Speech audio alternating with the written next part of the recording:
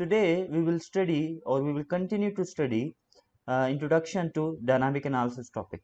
In the previous topic, we started the dynamic analysis by refreshing some of the parameters or some of the concepts which you studied in the dynamics course, and those include the Newton's law of motions.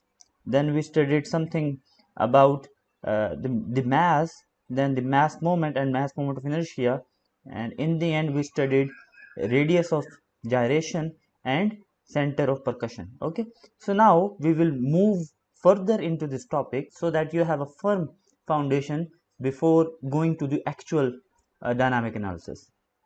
Okay, so now look at this one, look at this system. So what we have in this system, uh, this is basically a cam follower system. Cam, this is the cam.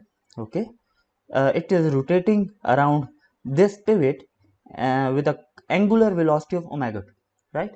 So what will happen when this nose area will comes in? This follower, this is a follower by the way. This follower will move up, and when the base circle area of the cam come in contact with this roller or this follower, what will happen? This follower will go down. Okay, so in this way, what we are doing, we are converting the rotational motion of this cam into the translational motion of this follower. Okay, and we have different parts which are actually making the follower, or which are in motion due to the rotational motion of this cam. Okay, and what are those parts?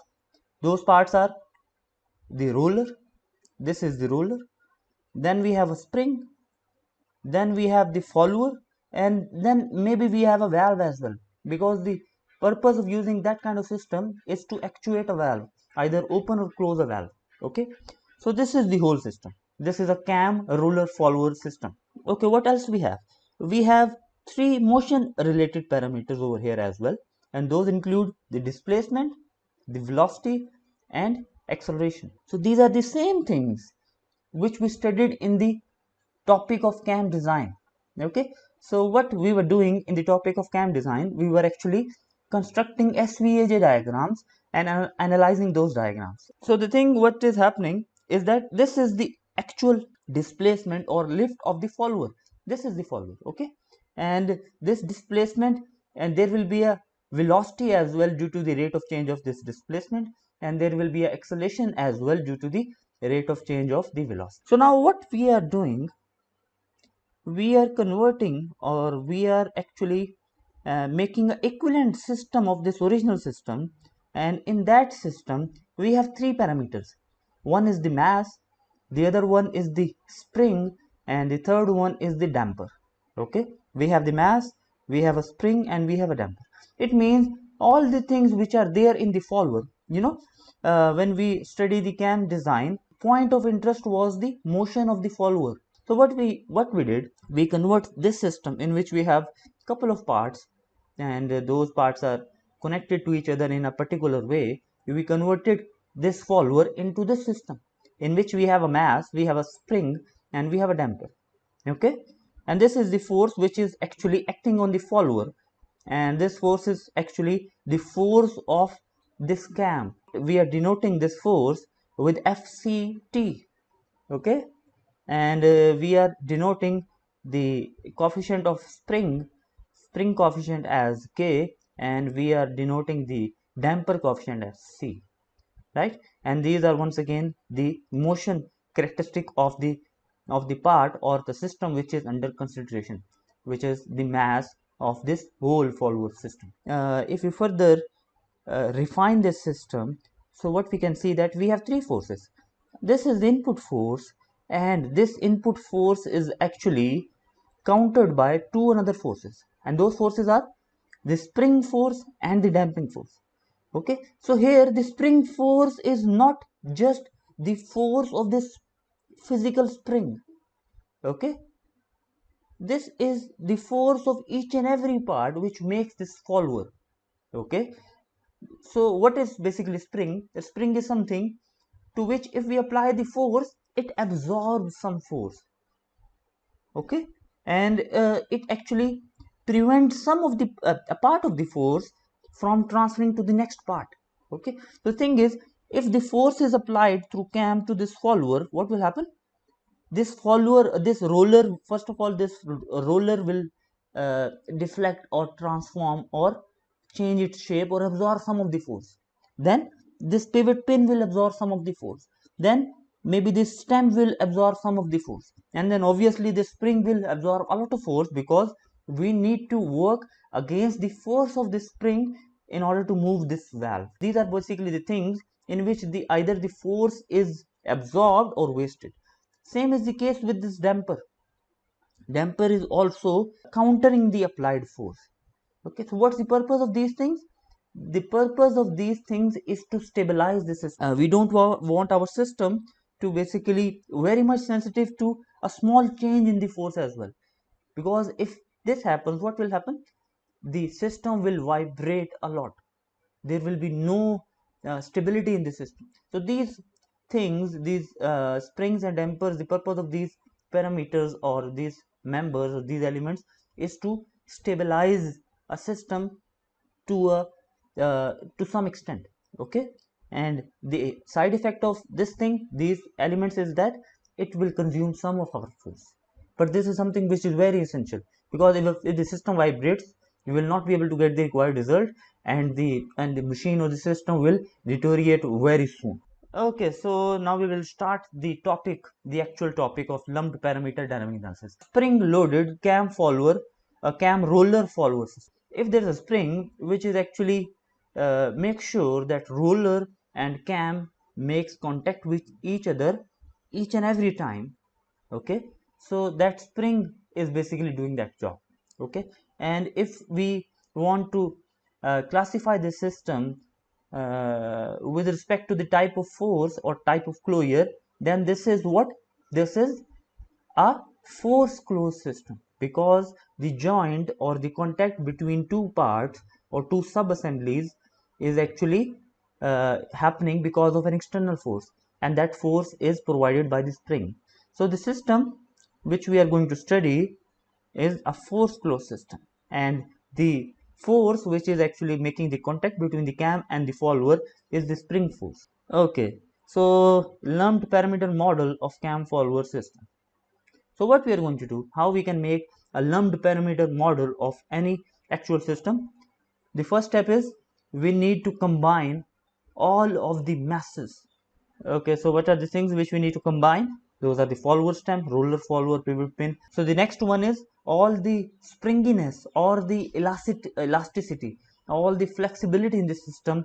We need to combine that one as well. Okay, so in this springiness, or in this K, what we will have? We will have the spring coefficient of the spring, that will be the major part of this value K.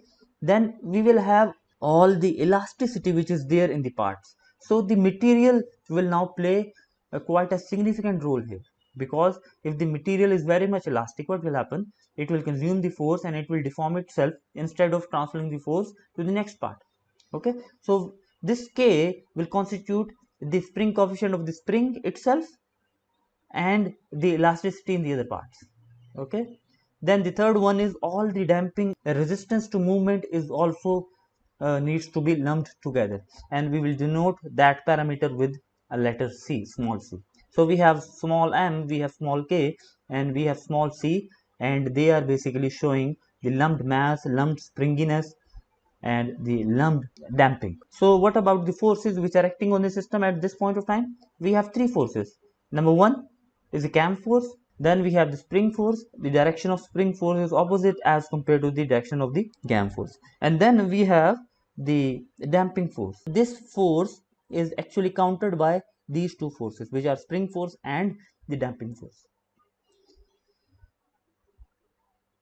Okay, so now we are discussing the same point which we just discussed, that in the kinematic analysis, we took the assumption that links and parts are rigid. It means they are not vulnerable to any any deformation. Okay, it means those parts are not elastic, those are rigid. But now we are going to ease this assumption, and now we are saying that the links and parts are now elastic and they can be deformed as a result of the applied force. Okay, it means the material of the parts and links will now play a critical role. We consider the flexibility of the system as a linear parameter. It means if we change the force, what will happen? The spring constant will change as a result of the deformation or extension or compression or displacement. Okay, so we relate the spring force and the spring coefficient and the displacement in the spring using the Hooke's law. Okay, and before that we need to study the definition of spring constant, and that is force per unit deflection. This is known as the spring constant, which is denoted by the small letter by the letter small k. Okay, so this is the Hooke's law. K is equal to Fs over x. Sometimes we put negative sign because if the final deflection is less than the initial deflection, we will put the negative sign. So if we talk about the total spring constant K of the system, or the lumped spring constant K, then that will be the combination of the spring constant of the actual system, and we need to add another parameter in that one, and that will be the spring constant of all other parts which are made up of elastic material and deflected by the applied force. So the main force which we are talking about, which can deflect or deform different parts, is the cam force, which is acting on the follower. So first of all, we said that we are not going to consider only spring force, we need to consider the deformations or deflections or the springiness in the parts. And then we are now considering that deformation in the parts can be due to different type of stresses which are applied on the parts. Okay, so if we are applying a tensile stress on a particular part, then we will get a particular type of deflection or deformation. If we are applying the bending stress, then we will get bending type of strain or bending type of deflection. And if we are applying torsional stress, then we will get torsional strain. Okay, all of these are measured differently. Okay, and all of those deflect or deform the part differently. So if we talk about the camshaft of an internal combustion engine, so that camshaft is actually under mainly two types of stresses.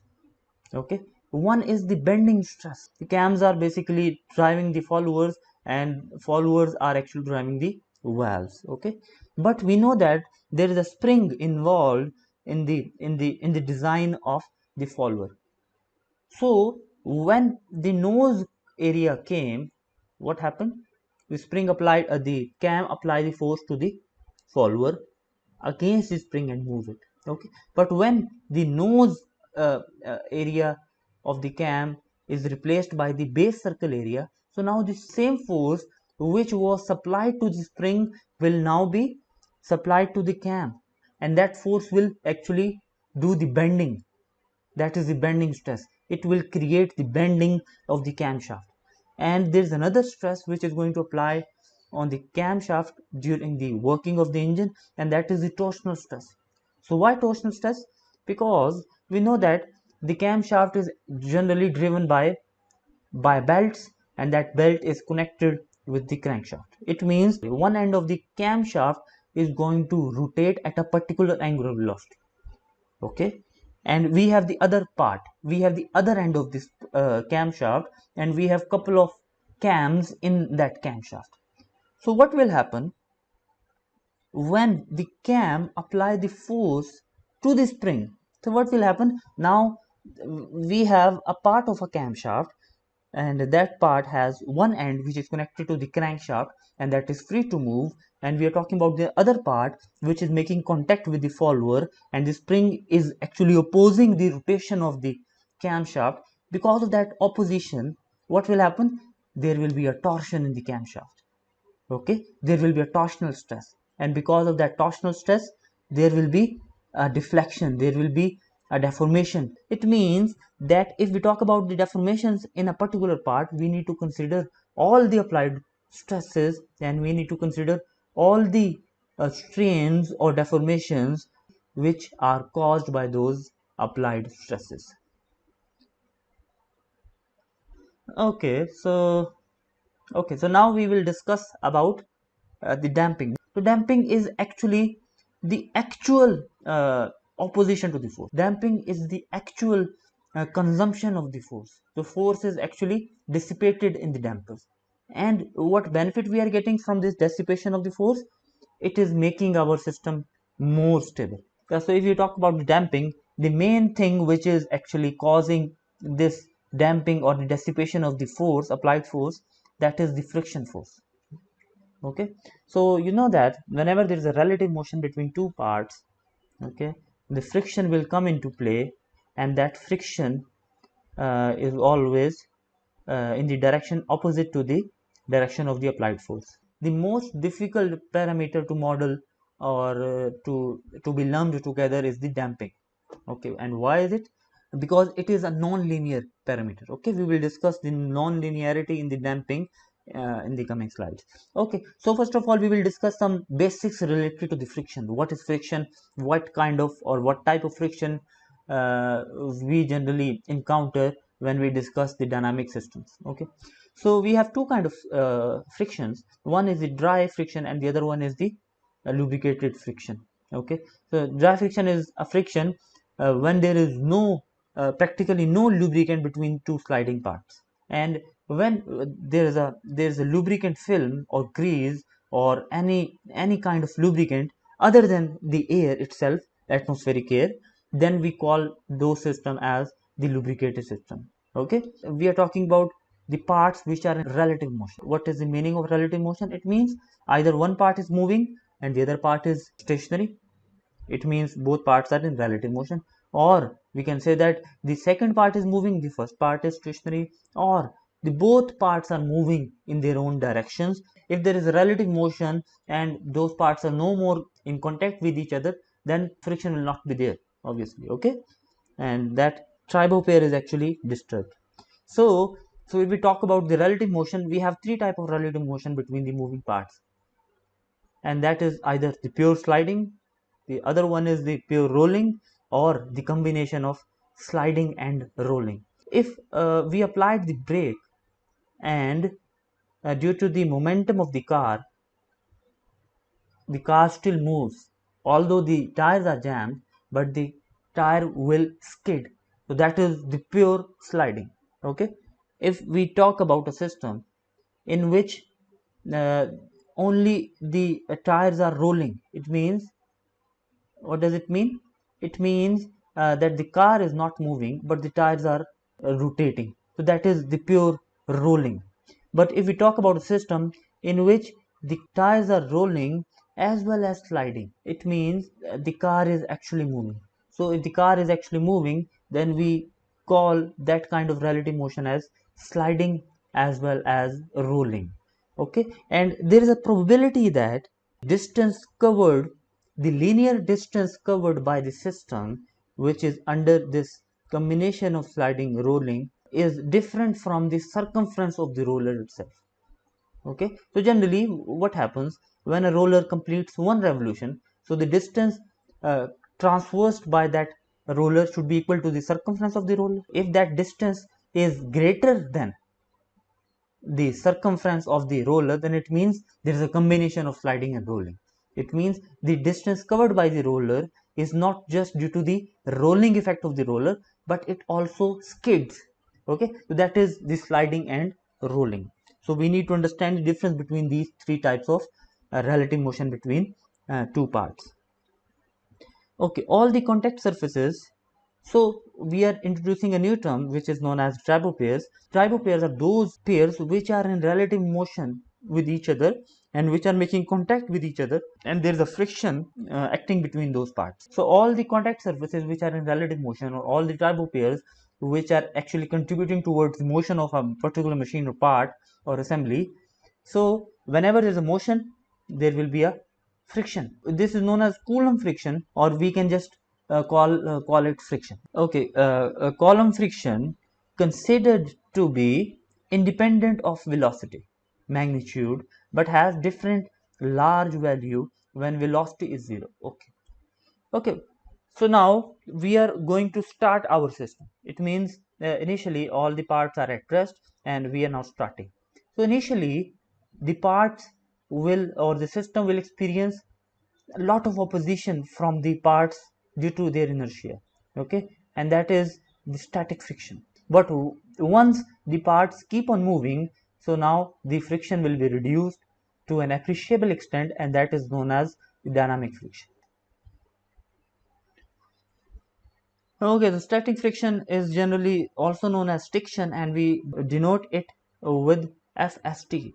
And if we talk about dynamic friction, it is due to the relative motion between the two parts, and this is the friction which comes into play when the parts are actually in motion now. Okay, the motion is already started. So that friction is known as FD. Okay, and that motion, or sorry, that friction is independent of the velocity. That friction is independent of the velocity of the moving parts. But whenever there is a velocity approaching to zero, or actually equal to zero, then the friction is very much dependent on the velocity. Otherwise, it is independent of the relative velocity of the two parts. In each graph, we have a velocity on x-axis and the friction on the y-axis. Okay, so we have different kinds of friction or damping. So if we talk about this one, the first graph, that is the Coulomb damping. Okay, and that is a combination of FD and FST. That is the actual friction which comes into play when there is a relative motion. Okay, that is the actual friction between the parts, between the moving parts. Okay, and that we can see that there is no effect of velocity on the friction. Okay, it is independent of the velocity. If the velocity changes, changing, there is no change in the Coulomb friction or Coulomb damping. But this will change, this Coulomb friction or Coulomb damping will change when this velocity approaches to zero. And at zero velocity, it can assume any value between negative FST and positive FST. These are the two levels of static friction. Depending upon the direction, whether we are starting the motion or whether we are stopping the motion, it can assume two different values. The next one is viscous damping. And what is viscous damping? That is basically the force against the lubricant itself. Okay, so in order to understand this viscous damping, you need to understand, you need to realize an example in which what we have honey which is poured onto a surface or onto a table, and we are trying to move our mobile over that surface. Okay, so what will happen? The motion between the mobile and the relative motion between the mobile and the table will be difficult to accomplish. Why? Because the lubricant or the substance which we actually used as a lubricant is very thick. It has a very strong bonding between the different molecules. Okay, and in order to move the parts which are on the either side of that lubricant film, we need to shear that bond between the different molecules of the lubricant. Since the bond between the honey is very strong, so we will need to have more force in order to accomplish that motion. But generally, the lubricants are not like this. Lubricants actually facilitate the motion. Instead of honey, if you use cooking oil between the mobile and the table, what will happen? The motion of the mobile on the table will be very much easy to happen. A thin layer of cooking oil will actually facilitate the motion, the relative motion between the mobile and the table surface. Okay, so it means that this viscous damping is actually the shearing of the molecules of the lubricant in order to achieve the relative motion. It means if the layer of the lubricant is thick, then it will consume some of the applied force and it will oppose. Although we are using the lubricant, to facilitate the motion, but if it's thick, then it will also oppose some of the applied force. Okay, and that will also cause damping, and that damping is known as the viscous damping. Okay, so the point is, then why we are using the lubricant if it's consuming the force? The thing is, we want the parts to be physically separated from each other so that there is no physical contact between the asperities of the two moving parts, and there is no wear, there is no wearing effect. Then we have another kind of damping or the friction, which is the quadratic damping. and that is due to the motion. So now we are not talking about the motion between the parts, relative motion between the parts. We are talking about the motion of the system. Okay, the whole system is actually getting opposed by some fluid. For example, if the car is moving, so what is the thing which will oppose the motion of the car? The air.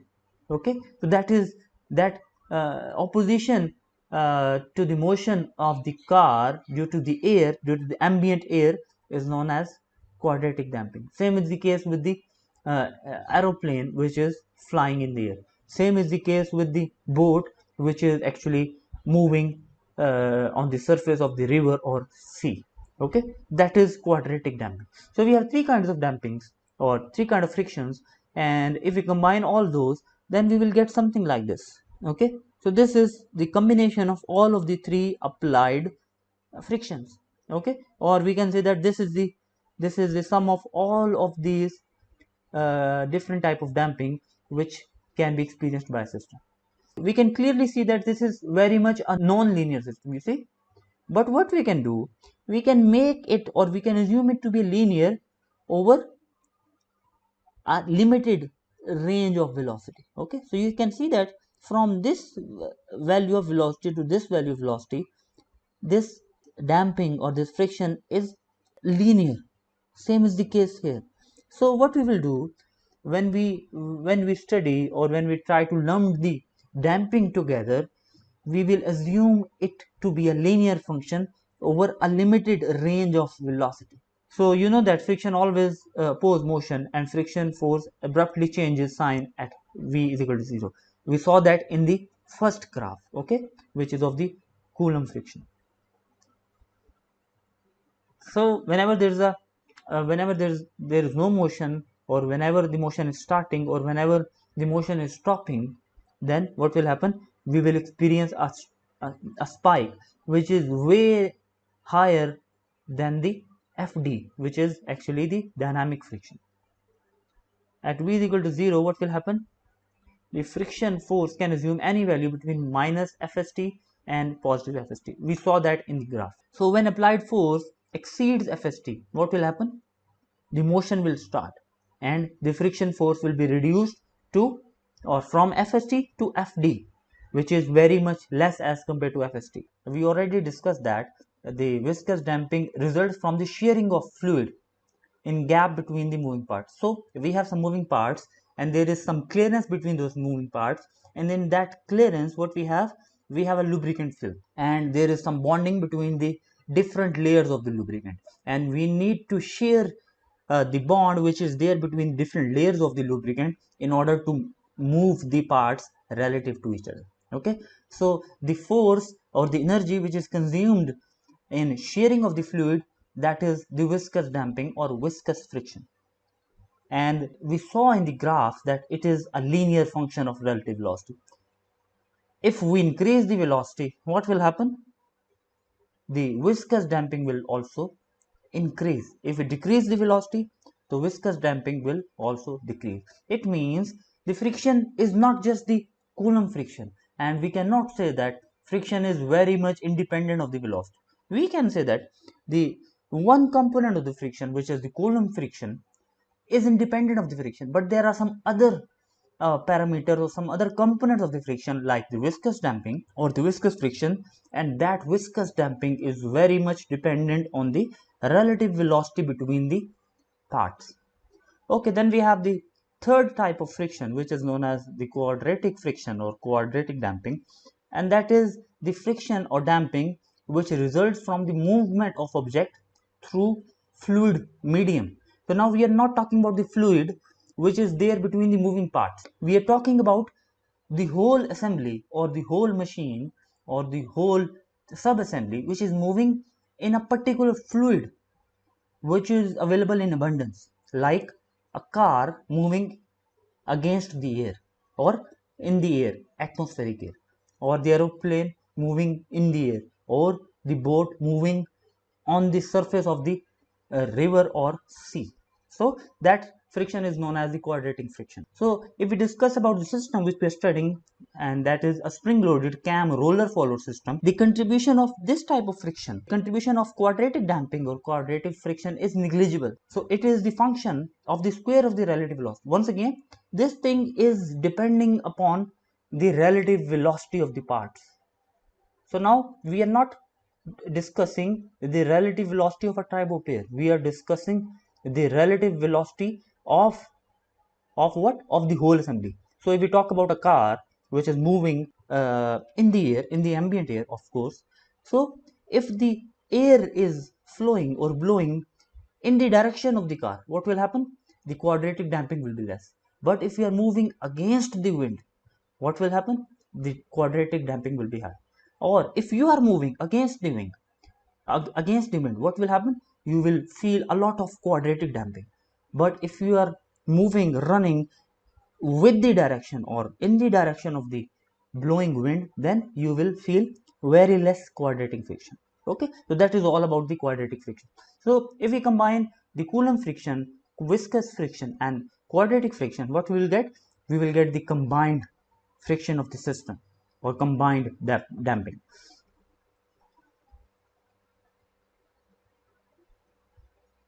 And that combined damping or dynamic damping force, which is denoted by Fd, is actually dependent or is governed by this mathematical equation. Okay, so in this mathematical equation, what we have on the left hand side, we have a dynamic force which is denoted by Fd, and on the right hand side, what we have C, which is of course what? Damping coefficient, and then we have two kind of v is the relative velocity between the parts. Okay, this v and this v, and then we have another variable which is r minus 1. Okay, so the value of r is dependent upon what kind of friction is experienced by the system. It means if there is pure Coulomb friction or damping, this r will have a particular value. If we just have viscous damping, then this will have different value, and if we have just quadratic friction or damping, then this r will have a different value. Okay, so let's go into detail. So in this equation we have C, which is damping coefficient, then we have V, which is the relative velocity between the parts, or it can be a relative velocity between the body and the ambient fluid. And then we have R, which is constant, which defines the type of damping. Okay, so now we will discuss different cases. So if our system is experiencing just the Coulomb damping or Coulomb friction, so what will be the value of R? That will be equal to 0. So if you put 0 in the previous equation, what we will get? So the dynamic force is equal to the coefficient of damping. It means now our system is independent of the relative velocity between the parts. If we are discussing a viscous damping system, then the R will have the value of 1 instead of 0. And what we will get? The equation will be like this. Okay, you see, a damping force is having a linear relation with the relative velocity. And there is a constant of proportionality, which is damping coefficient. This is a linear relation. Okay, and if we have quadratic damping, what will have? The R will have the value of 2, and what we will have Fd plus minus Cv square. Okay, so now you can see that this damping force is having quadratic relation with the relative velocity. So if we are experiencing all of these, then we need to add up all of these terms, and in this way we will have the combined damping or combined friction of the system. And we also saw that the combined effect of all the frictions or damping results in a non-linear function. But we also saw that we can convert that non-linear function into a linear function, but that linear function is only applicable to a very small range of relative velocity. Okay, and that range of velocity or that assumed damping coefficient is somewhat serve the purpose, especially in this course. Okay, so what we will do, instead of solving or instead of going into details of the non-linear damping, we will just consider the linear portion of the damping function, so that we can at least start our dynamic analysis. Okay, because if we go into details of how to solve that non-linear function of damping, then it will take a lot of time and the difficulty level will be increased, and that is beyond the scope of this course. Okay, so we will just consider the linear function, the damping as a linear function. Okay, so the topic continues. Okay, this linear approximation technique is acceptable and provides approximation of overall damping of the system. Okay, this is something which I already told to you. Okay, damping in mechanical system vary quite widely from one design to another. Okay, so if we have a design one, okay, and we do all the analysis of design one, and all of a sudden we we reevaluate our design and we want to change something. So what will happen? All of these parameters will change, especially the damping, because if you change the dimensions or if you change the shape of the parts, if you change the transmission angles between the different parts, you know what is transmission angle. We'll discuss these transmission angles in detail in the kinematic analysis. If you change the bearing types, if you use now the needle bearings instead of ball bearings, or roller bearings instead of needle bearings, so what will happen? All of those things will be changed and you need to do the dynamic analysis, especially the damping part of it, once again. And there's another thing. If we change the type of lubrication from dry to lubricated, or from thin film to thick film, or from one type of lubricant to another, so all of these parameters will change the damping coefficient or the overall damping of the system. Okay, and then we need to reevaluate that C, and then we need to reevaluate the dynamic forces. Since we are only considering a particular portion of the damping function which is linear over a small range of velocity, that's why we can only predict this C damping value. Okay, and if we want to calculate or measure the actual damping of the system, then it is only possible if we have the actual physical system available.